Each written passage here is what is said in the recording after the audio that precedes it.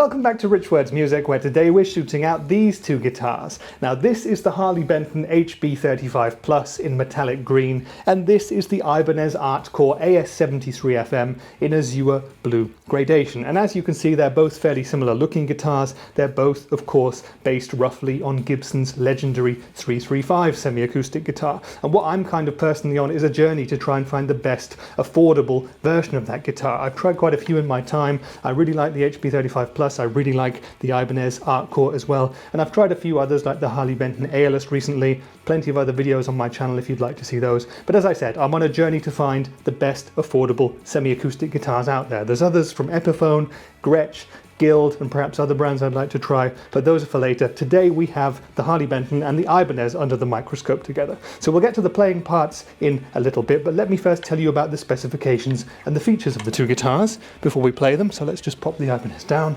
And this is the Harley Benton HB-35 Plus. Now this comes in at around €250 at time of filming, which is October, or maybe it's November 2021, can't remember. And we have this divisive and in-your-face metallic green finish, which is what you see first. Not traditional in any way, but it looks kind of cool, and there are other more traditional colours available. If I flip the guitar over, you can see that it's only the top that has the green finish. We've got a natural maple back and sides, and the top is maple too. Now on the rest of the body we've got gold hardware, which sets off against the green body quite nicely, I think. We've got a pair of Roswell pickups, and the rest of the hardware is generic Harley Benton Thomann no-name stuff, but it does the job very well indeed. Now you've got a three-way selector switch there for the pickups, volume control for each pickup, and a tone control for each pickup. Extra versatility on this guitar comes thanks to the push-pull volume pots, which let you split both pickups down to single coil mode. So you've got humbucking and single coil options with these pickups. Now let's move on to the neck there.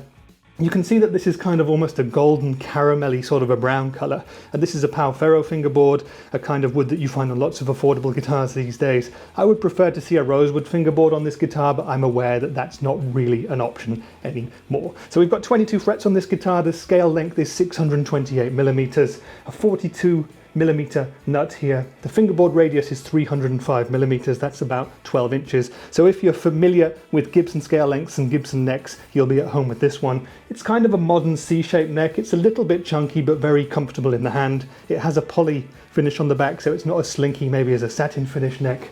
And if I go down to the headstock here, gold Harley Benton tuners and the Harley Benton headstock that we all know. So this is the HB-35 Plus, around €250 as I've said. So I'll just pop that one down and we'll pick up the Ibanez AS73FM Artcore guitar. Now this isn't really one for the traditionalist either, of course. Look at that finish though. I really love the looks of this guitar. I could stare at it for hours. It's the kind that I would put on the wall and have as an art piece or something. I really like blue guitars, you might know if you've watched my channel regularly, and I really love the way this transitions from kind of a royal blue almost down to a light sky blue there. It's like a Californian morning sky, or it's like a swimming pool in summer, or it's like the Mediterranean Sea on an autumn day or something. I don't know what I'm talking about, but it looks really beautiful. I love it. It's a flame maple cap too, so it dances around in the light. Hopefully you can see that a little bit. So a beautifully finished guitar. Maple cap, as I've said though, and if I flip it over you can see that the back and sides are more of a cherry red colour, so that's a bit more traditional. And these are made of linden wood, which I'm guessing is a more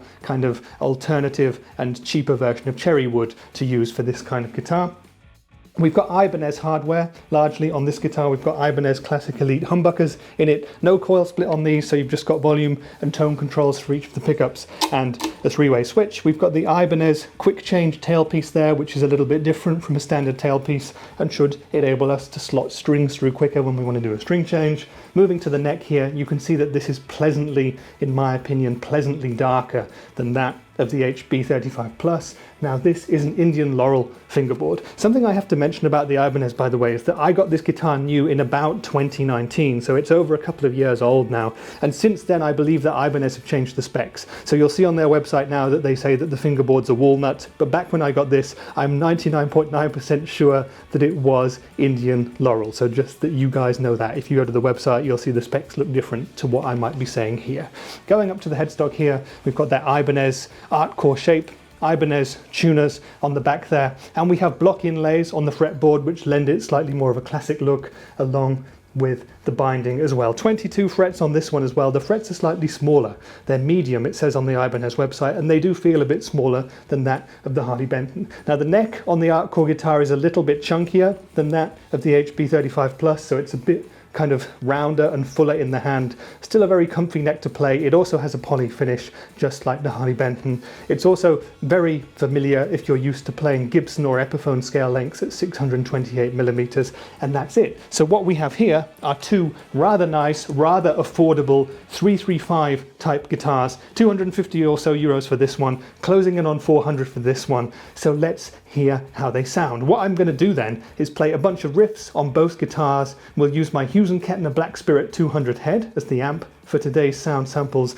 I'll start on the Amps Clean channel and we'll do some poppy stuff, some folky stuff. Maybe I'll even try a bit of blues or jazz or something, which I don't normally do. After that, we'll engage the Greer Lightspeed Overdrive for a little bit of crunch, for some indies and some classic rock. Then we'll go to the Amps Lead channel for some harder rock and some alternative rock and some punk. And finally, we'll go back to the Amps Lead channel. I'll flick on the Rev G3 distortion pedal and we'll see if these guitars can chug. Enough talk then, it's Harley Benton versus Ibanez. Let's play the guitars now and speak in more detail about them afterwards.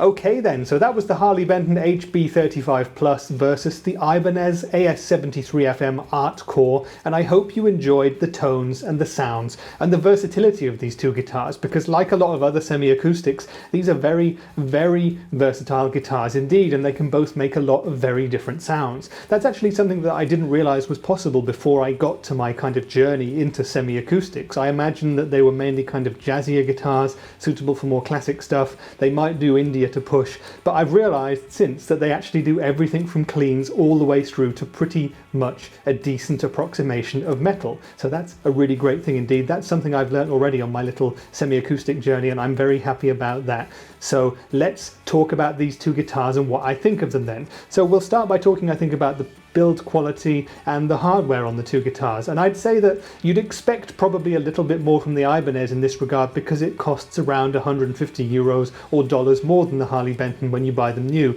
And in that sense, I do have to say as well, I do feel that the Ibanez is a little bit kind of next level compared to the Harley Benton in terms of that fit and finish when it comes out of the box. Both guitars were set up very well. I had no problems playing either when I got them both fresh out of the box. They both had good intonation. They were both set up fairly well with a nice low action. The frets on both of the guitars were fine. They were ready to plug in and play. I didn't have any problems with crackly pots or anything like that either. The nut seemed to have been cut well on both guitars too. So full marks there. But the Ibanez just kind of has an air that it's kind of a more expensive guitar than the Harley Benton. It feels like it's worth more money, and I guess that comes partly down to the fact that it looks classier because of the finish and because of the binding and kind of the cherry red patina to the back of the neck and the back of the body.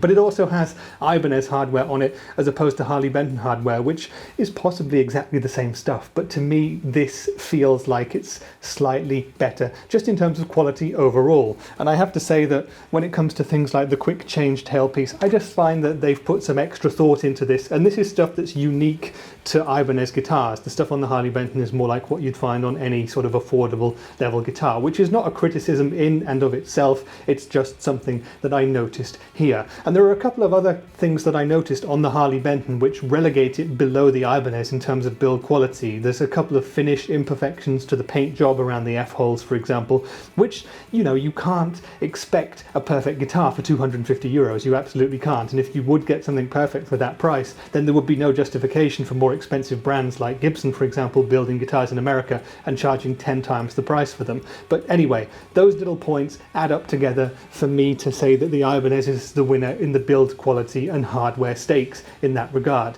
Now, something I just wanted to mention also when getting the guitars out of the box was the weight thing, because we assume that semi-hollow guitars are going to be quite lightweight. Both of these guitars are a very nice, comfortable weight. The Ibanez is a smidgen lighter. This one weighs in at 3.4 kilograms, which is about 7.7 pounds, and the Harley Benton weighs in at just under 3.5 kilograms, which is 7 pounds 11. So decent weights. Both feel great to play standing up or sitting down, so they're great in that regard as well. But fit and finish, production and build quality, I'm going to go with the Ibanez when it comes to these two instruments. Next, we're going to talk about playability and the necks, because of course the neck is the most important thing in how a guitar plays, or it is to me anyway. But just a quick word on the body shape and size. Now, these guitars are physically large instruments because they're Gibson 335 influenced. Those are pretty much the largest electric guitars you can find, and if you prefer a smaller body shape, you're not going to get on well with these two. There's other options if you like a smaller guitar, an Epiphone 339 for example. There's plenty of Gretsch pitches you can choose from,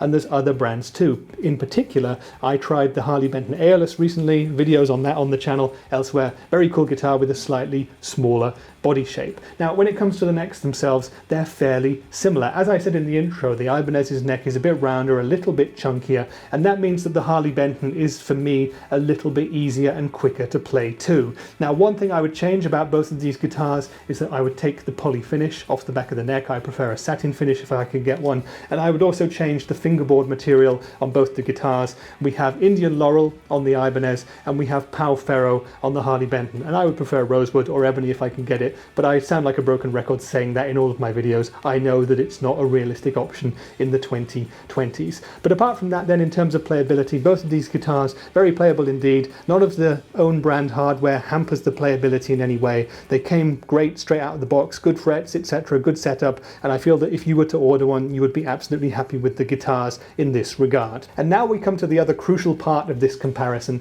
and that is the sounds of the two guitars. Now, this is where we start to diverge a bit as well, because the guitars feature different makes of humbucker. They're both own brand pretty much, so we've got Ibanez Classic Elite humbuckers in the AS73FM, and these were pickups that were designed for the Artcore series of semi-acoustic guitars. In the Harley Benton HB-35 Plus, we have a pair of Roswell humbuckers, and the Roswell humbuckers are also splittable down to single coils. That gives that guitar loads more versatility straight out of the gate, and if you want to hear more single coil sounds than I showcased in this video, go to the dedicated video of the HB-35 Plus, and every riff I play in that video I play on the humbuckers, and I play on single coil mode too. So let's talk a bit more about those sounds then. We started with clean tones, and I have to say that straight from the off it was obvious that the Ibanez is a bit more classic, a bit mellower, a bit jazzier, a bit smokier, to use a weird adjective which I've heard used to describe guitars like this, and if it makes any sense to you, congratulations, we're in the same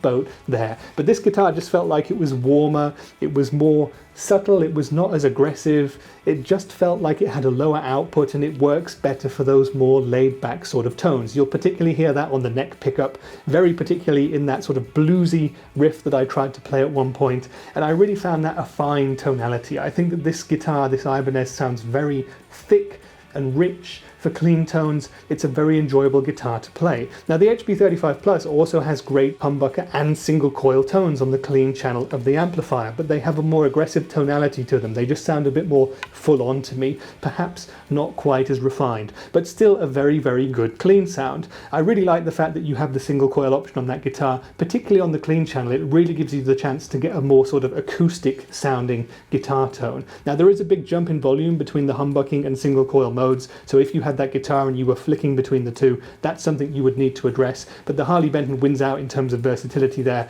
If I was playing a jazzier, sort of bluesier sort of a gig, I'd pick the Ibanez, but for more modern stuff, I'd pick the Harley Benton. When we turned on the Greer light speed and started hitting a little bit of gain, I started to notice straight away that the Harley Benton was sounding a bit more pleasant to my ears. Now, I feel like the Ibanez definitely has a fuller and more classic voice to it, but the Harley Benton's Roswell pickups have possibly been voiced to sound a little bit better for more modern, rockier sort of styles. When we played the classic rock, they sounded kind of thicker in the mids. They just sounded a bit punchier. They sounded more at home there. When we did the punk stuff and the alt rock, they also sounded like they had kind of that high-end push to them that just made them sound more modern and at home doing those kind of genres. And by the time we got to metal, the Ibanez was definitely a bit out of place. I mean, it can do it, and the Harley Benton HB-35 Plus can do it too. Neither of these guitars were built exclusively to play metal, but the Harley Benton seemed to cover it better for me because it deals with those harsher sounds more. You know, the classic voice of the Ibanez, it wants to do cleaner stuff, it wants to do warmer, more elegant sort of tones. It might want to do indie,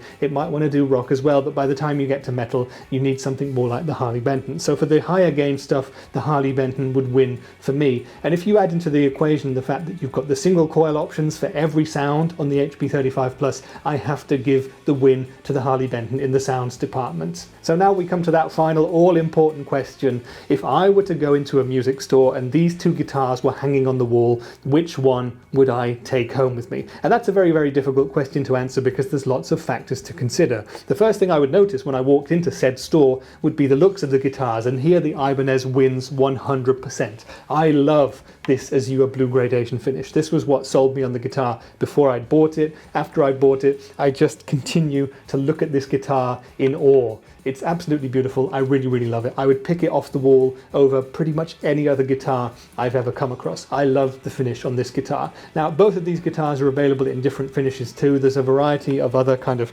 traffic light finishes on the Artcore series alongside some more classic ones, and there's a few other metallic ones in the Harley Benton range and a few more classic ones like cherry red, black, sunburst, etc, etc. So the choice is yours there, but in terms of looks, I would pick the Ibanez off the wall first. Now, in terms of how they feel and how they are in the hand, I feel like the Ibanez also feels slightly better. It feels like it is 150 euros more in terms of money, which it absolutely is. It costs that much money more, and you feel like that money has been put to worth in the R&D and in the build process. It feels like a more expensive instrument, so the Ibanez wins there. When I plug the guitars in, this is when I'd start to have them kind of closing up and the Harley Benton starting to run things a little bit, because once I played some more rockier stuff, played a little bit of metal, I'd probably say at the end of the day that I prefer the sound of the Roswell pickups over those of the Ibanez Classic Elite humbuckers. That leads me to kind of a conundrum where I could say, well, what if I got the Ibanez and put some amazing pickups in it?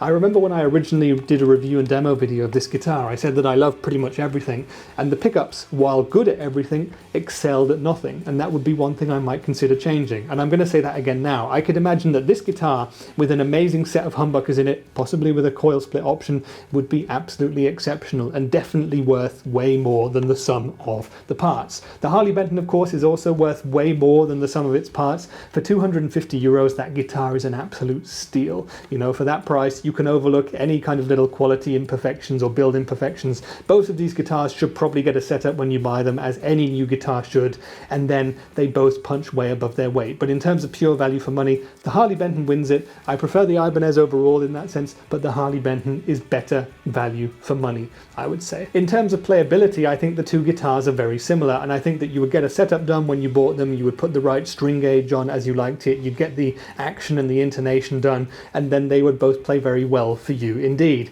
And in terms of the size of the necks, that's personal taste. It's what you prefer. Like I said in this video, I find the Harley Benton neck to be slightly slimmer. This is something that I'd never noticed until I directly compared the two guitars together, so I would be totally happy with the Ibanez, but feeling the two of them within 10 seconds of each other, I can feel that the Harley Benton's neck is just a little bit slimmer for me. So we come to the ultimate question then. At the end of the day, everything said and done, everything looked at, which of these two guitars would I pick and take home with me? Now, if I consider the fact that the Harley Benton is 150 euros less, it sounds better once I kick the gain up more and more, and it has a slightly thinner, easier to play neck, you would imagine that it's totally a logical decision to go with the Harley Benton. However, I'm not always a rational person, and in this context, I think I'm going to put my irrational hat on. I'm going to go with heart over head and say that there's just something about the Ibanez that makes me prefer it in some ways. A lot of it is also down to this finish. It's absolutely beautiful. I love it. I love looking at it, and I can imagine being happy with this one for years and years to come.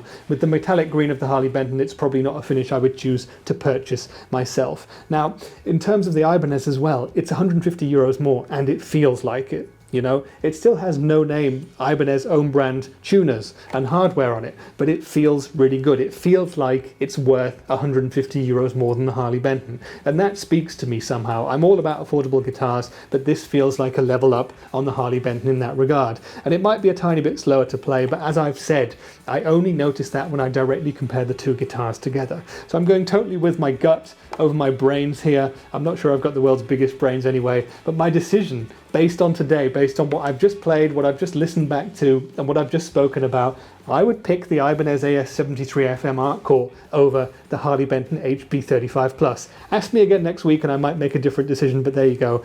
At the end of the day, I have to say that I would have both guitars if I could, because another thing that the Harley Benton has is that split coil capability. It's so versatile. Semi-acoustic guitars can do way more than I think most of us imagine, and this guitar, the Ibanez, and that guitar, the HB-35 Plus, are both great proponents of this style of instrument. So if you're interested in getting the Harley Benton and 250 euros is your budget, I absolutely have no hesitation in recommending it. If you can track down one of these Ibanezes, I have absolutely no hesitation in recommending that either. I think they're both excellent guitars for the money. And I recommend that if you have the chance to try them out in person and find the one which you prefer before spending money on them. If you have any more questions about either of these guitars or indeed anything else music related, shoot me a question down in the comments there. I'm always happy to read stuff and I answer as many as I can. If you've not yet subscribed to me and you're still here on this video, please drop me a subscription because I have many more comparison videos like this. I do a lot of stuff with guitars and amps and pedals, and I talk to a lot of cool people from the industry. But that's been it for today's video. I've been Rich for Rich Words Music, and I'll see you in the next one. Bye for now.